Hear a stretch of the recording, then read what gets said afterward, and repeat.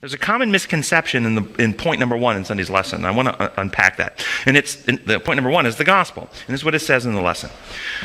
This word is a translation of the Greek word that means literally good message or good news. Standing alone, the word may refer to any good message, but modified as it is in this passage by the phrase of Christ, it means the good news about the Messiah. Christ is the transliteration of the Greek word that means Messiah. The good news is that the Messiah has come and people can be saved by believing in him.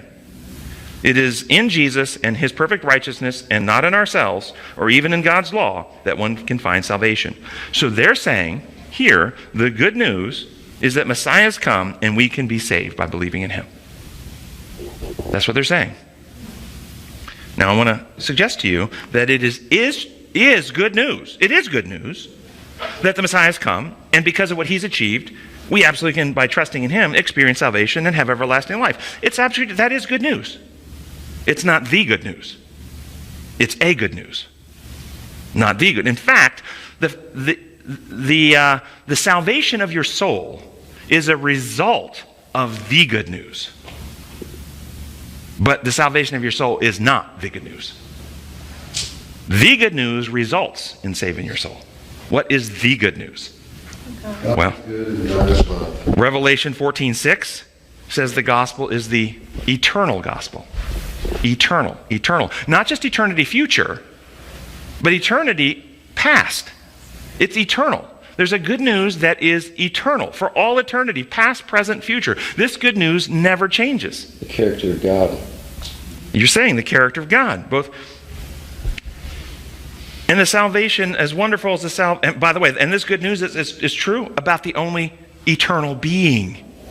There's only one eternal being, and Jesus said there's only one being that's good.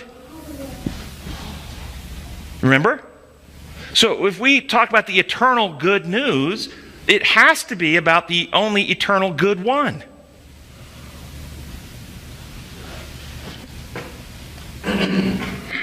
And so as wonderful as the salvation of humanity is, it is the result of accepting and trusting the eternal gospel, that God is our friend, that God is trustworthy, that God is love, that his methods are always in harmony with love, and that God in Christ sacrificed himself to fix this stuff, revealing the truth about him, restoring us to trust, and providing us with a new character. So yes, we get salvation, and that's really good news, but we get it because of the good news about God and who he is. Well, up until coming to this class, I always thought the gospel was the fact that Christ came to save us. I know, and let me show you why this is important. This is a critical recognition to make, because when we put the that salvation of us is the good news, then we no longer are focusing on the truth about God. So we aren't even thinking about the lies told about him. So as long as we create some construct that results in our salvation, then we're preaching the good news. And the construct is this legal construct that misrepresents God as the source of inflicted pain and suffering. But as long as we have the sins put on Christ and paid, then that's okay, because it's good news. We're still saved as long as we go through this legal mechanism to get it taken care of. What a selfish thing. Our focus is on self. Exactly. Yeah, selfish. And then we create false theologies that actually work, again, as I said, to hide us from God. And thus, Christianity became corrupted. And I'm going to tell you, this time in human history, God is calling out a people to finish the Reformation. To finish and complete what was started 500 years ago. Not stay stuck where Luther was 500 years ago, which is what many of the theological world and the Protestant churches are trying to do. They're trying to anchor everybody into 500-year-old thinking. The bottom, pardon? Salvation would not be good news if God was not who he is. That's right.